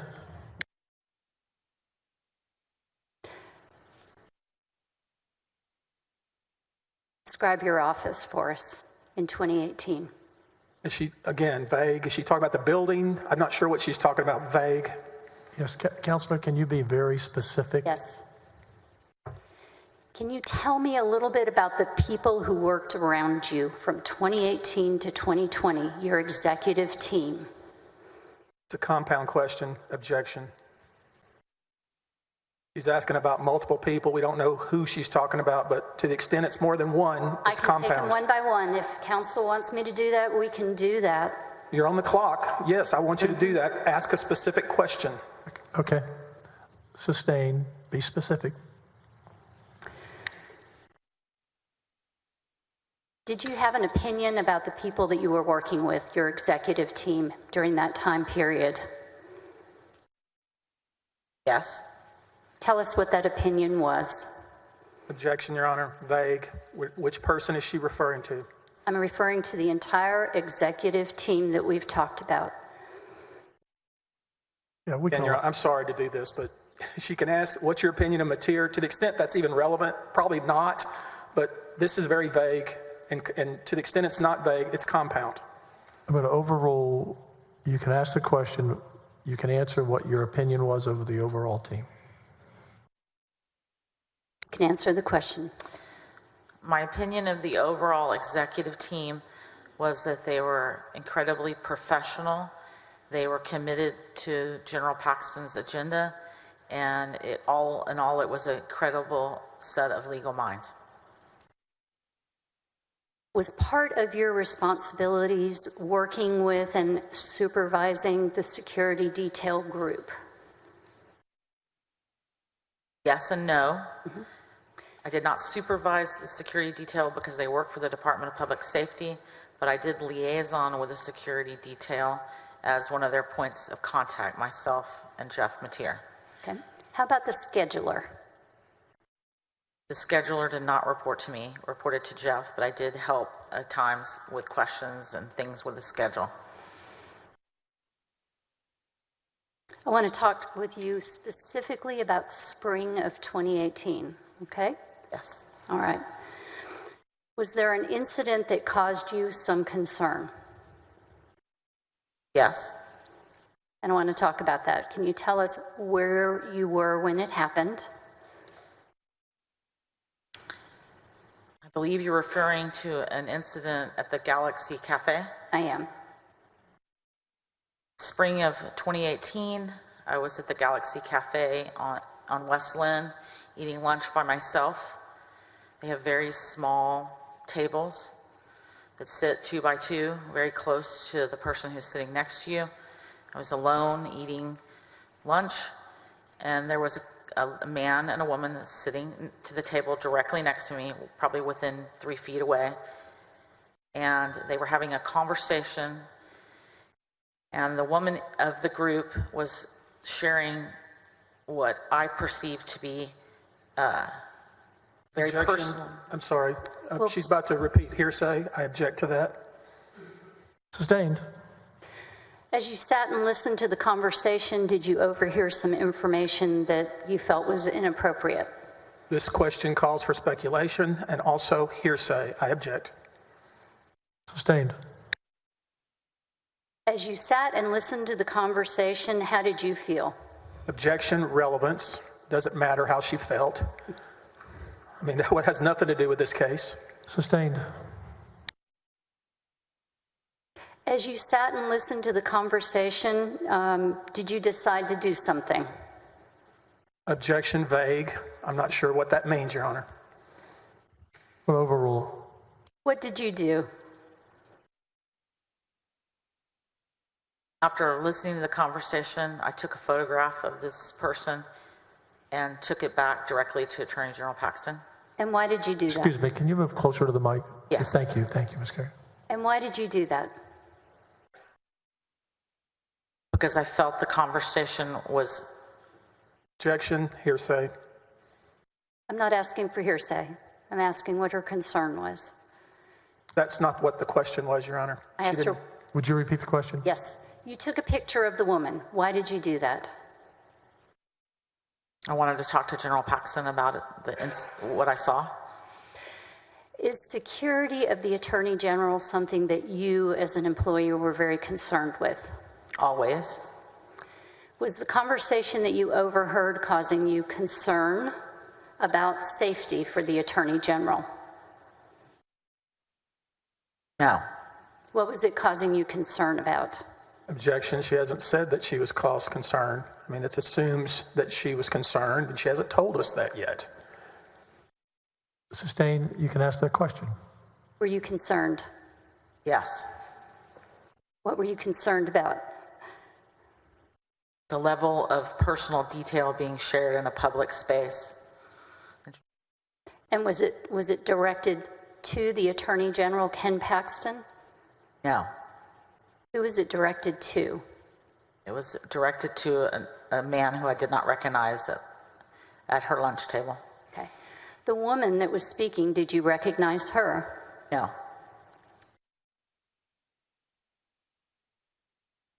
Did you do anything further before you left the restaurant? No. Did you monitor the woman as she was leaving the restaurant? Objection leading. Sustained. What did you do?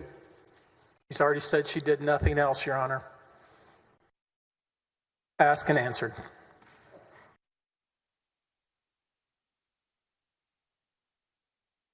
Can you rephrase that a little bit? I can. Before you left the restaurant, did you try to get any additional information about the woman? I looked at the car she was driving when we were leaving at the same time.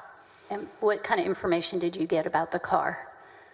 I noticed the kind of car it was, the color, and that it was a car purchased in San Antonio.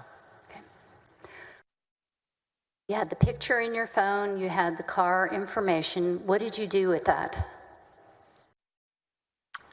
I waited for a time when I could talk to General Paxton privately, and I talked to him privately about what I'd witnessed. Okay. Tell us what you told him. Objection, hearsay. It's not offered for the truth of the matter asserted, Mr. President. It's to show the effect on this witness and the actions that she took as a result of it. Overruled. What did you tell General Paxton about what you heard? Basically what I've just told the court, and I asked him if he knew who she was. What information did you relay to him about what you had heard? I relayed to him that I was sitting at lunch alone in the Galaxy Cafe, and I overheard loudly a conversation between two people, and that the details that were provided by this person were surprising to me and of concern, and I wanted him to know about it. Specifically, what details were you concerned about? This is hearsay, Your Honor. You've already ruled on that. Sustained. And I'm not offering it for the truth of the matter asserted. I'm trying to show why she's doing what she's doing. If it's not offered for the truth, then it's irrelevant. Sustained. When you talked with General Paxton, how did he respond? He told me that I had taken a picture of his realtor who was trying to sell his condo on Enfield, and that he would talk to her. Did you believe that? Absolutely. Was he concerned that someone was talking about his personal business in a restaurant out loud? No. Did you believe him when he said it was his realtor? Yes. Objection asked and answered. Overruled. Did he provide a name for that person? No, he did not. All right. Let's come forward now to May of 2018. Did you have an occasion to go to an official function in San Antonio? Yes. And did you see someone there that you recognized? Yes. And who was it that you recognized? Same lady I'd seen in Galaxy Cafe. Okay. A realtor at an official function? What kind of function were you at? Was at a National Association of Attorney General's reception, a happy hour, cocktail hour. Okay. Did you get the name of that person? He was wearing a name tag. And what was the name? Laura Olson. Okay. During the course of the spring and summer of 2018, did you come to learn what the relationship was between Laura Olson and the Attorney General? I did. Objection, Your Honor. I'd like to lay a predicate for that. Otherwise, it's based on hearsay. Sustained. How did you come to learn about the relationship? Attorney General told me about it. I was also told by the security detail and the travel aides. And did you confirm that it was the named Laura Olson, same person? I did. How did that make you feel about him telling you that she was a realtor? Surprised. That he had lied to you? Yes. May I have House Exhibit 623, please?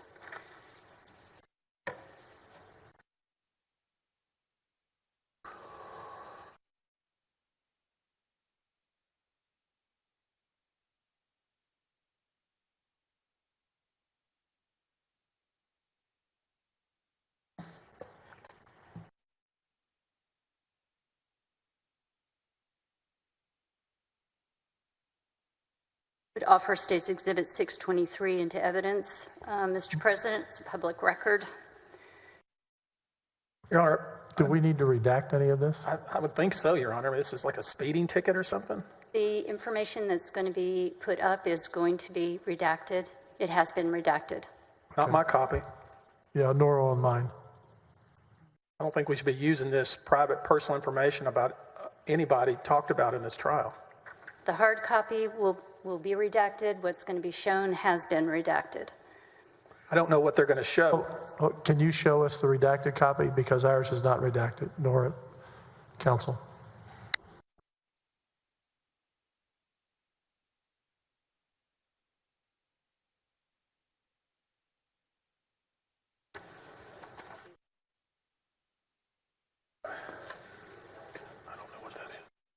We'll break in 15 minutes. We're going to continue to the top of the hour. Thank you, Jim. I'm sorry, we're not. I said we're going to break in 15 minutes at the top of the hour. Oh. You may stretch your legs if you like, senators, but we're going till the top of the hour.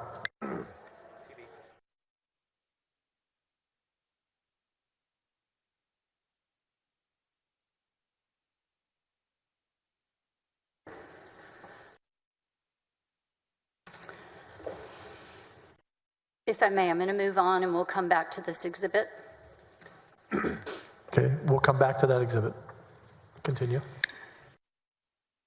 During the spring and summer of 2018, were there some things that were happening within the office concerning Laura Olson that you were having to deal with? Yes. Specifically, were there problems with morale? Yes. In which areas of the office were you having difficulty? Travel aides, security detail, Mr. Mateer. How about the scheduler? To the witness, can you repeat that? We couldn't hear you clearly. The travel aides, the security detail, and Mr. Mateer was my answer, Your Honor. Let's talk about the travel detail. What kind of problems were you having to deal with? The travel detail was calling about the hours they were working, the places they were being required to go, and they were concerned about the general's behavior. Okay. How about the bag man? What is a bag man? It's a travel aide, and the travel aide is the employee at the Office of the Attorney General that's generally assigned to the Attorney General, does things like make sure they're on time, has their speeches, make sure you get to the venue on time, keeps time, sort of time management, holds on to those it's a close aide, Were there personal aide. Were there problems with the bag man as well? Yes. What kind of problems?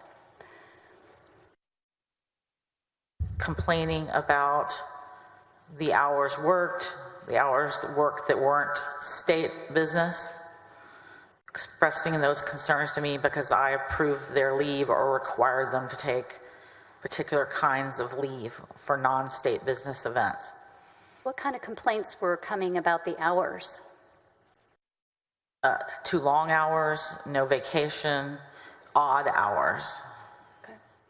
Were there complaints about security concerns? Your Honor, I'm sorry to interrupt. We're talking about 2018. We are? Some complaints in the office from 2018 that has nothing to do with any of the articles of impeachment. I would object to be irrelevant.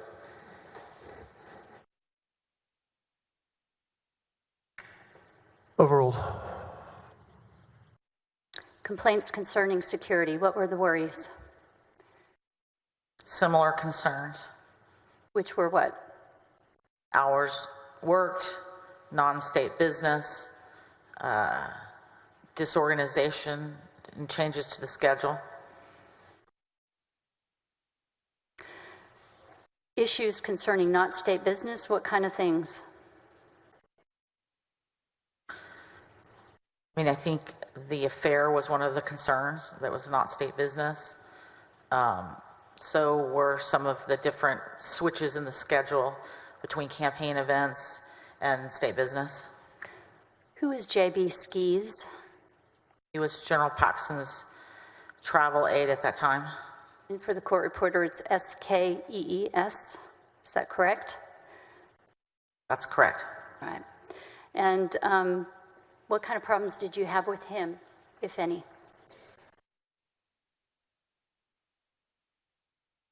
I personally didn't have problems with JB. JB quit unexpectedly and refused to tell me or Mr. Mateer why.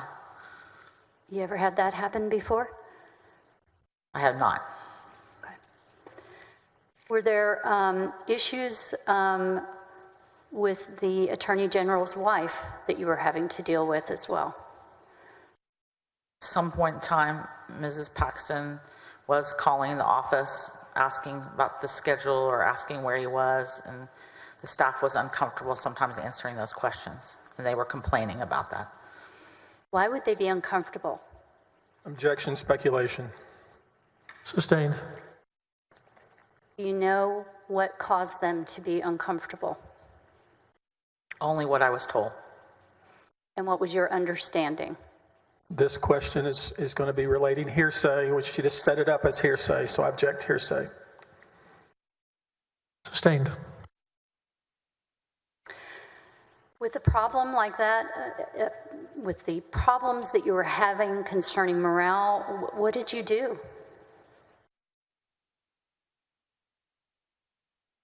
In 2018, Yes. I talked to Mr. Mateer. He and I talked about it. I also had a conversation with General Paxton directly by myself about it. Okay. Let's stop and talk about that. Do you recall when that was? I cannot be precise, no. Do you recall what time of year it was? It would have been the summer of 2018 All right. Where did you have that conversation? in my office. Okay. And what did you talk about? Objection. To the extent she's going to relate what she said, that would be hearsay. She's here for cross-examination. Sustained. What was the topic of conversation? Objection asked and answered. She already told us what the topic was. Overruled. What was the topic? The topic was the ethical implications of a secret affair. Were you able to relay your concerns? Yes.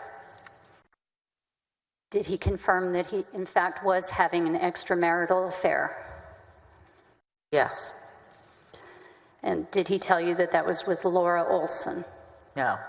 Not at that time? No. All right.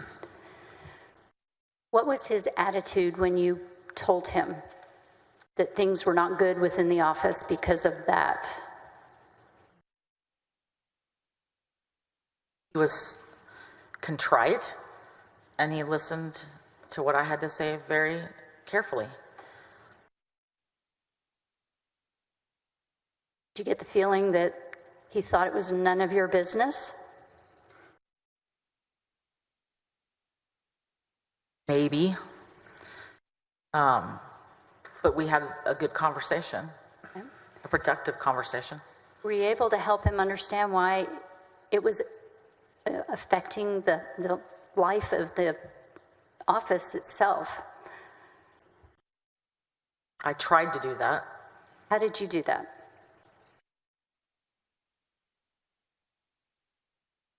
We talked about what had happened to previous public officials that I had counseled in similar situations. We talked about previous public officials and what happened to them in similar situations. We talked about the risk involved in secrets of this magnitude that began to bleed over into the work of the Office of the Attorney General. What kind of risks are there? I mean, there's ethical risks, there's political risks, there's legal risks. What kind of legal? These things can open one up to bribery, misuse of office, misuse of state time, things like that. How did he receive that information? Well, Okay. Did you make a request of him to tell his wife, Angela? I did. How did that conversation end? Contemplatively, and then he left my office. Were voices ever raised during this conversation? Not in this conversation, no. All right. Based on what you know of him and your experience working with him, how does Attorney General Paxton react to confrontation? He's generally very patient, and he listens well, and he takes in information. So I would say he reacts well to confrontation. Let's come forward to October of 2018. Was there an occasion that you went to the campaign headquarters? I did. Right. I think that was actually September of 2018. Okay. And Twice. who was present at that time? Gordon Berry, Jeff Mateer, Brantley Starr, Ben Williams, Mark Rylander, I think, perhaps, myself. And I'm not sure, I could be leaving somebody out, but that's the ones that stand out. Okay. And what was the occasion? We were invited to meet with General Paxton and Senator Paxton to talk about this matter. This matter being what? The affair. Okay. Would it be fair to say that General Paxton confessed the affair to all of you? I think that'd be a fair characterization. Okay. Did he apologize to all of you as a group? Did. Okay. Describe that experience very briefly, if you would, please. An uncomfortable experience. It's an experience I had not had before in my life. Somber. Be a word I'd use. How did General Paxton's wife take it? How was she responding? It was sad and embarrassed, I believe. That was my impression. Was she crying? It was. Right? When you saw that, what did you do? My heart broke for her. And what did you do? After the meeting had concluded, I think I hugged her, and I think I told her that I was sorry this had happened to her. Okay. What happened after that? We broke up and went home.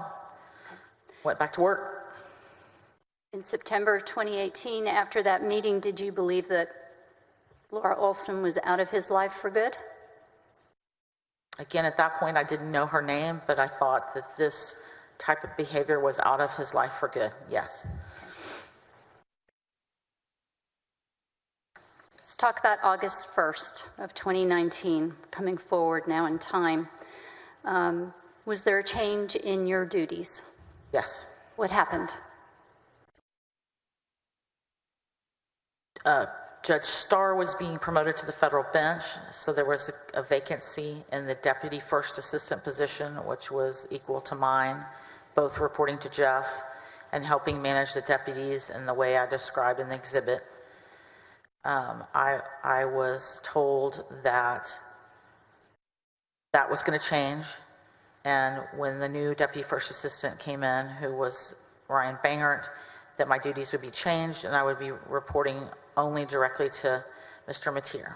Okay. Did you receive an explanation as to why those changes were being made?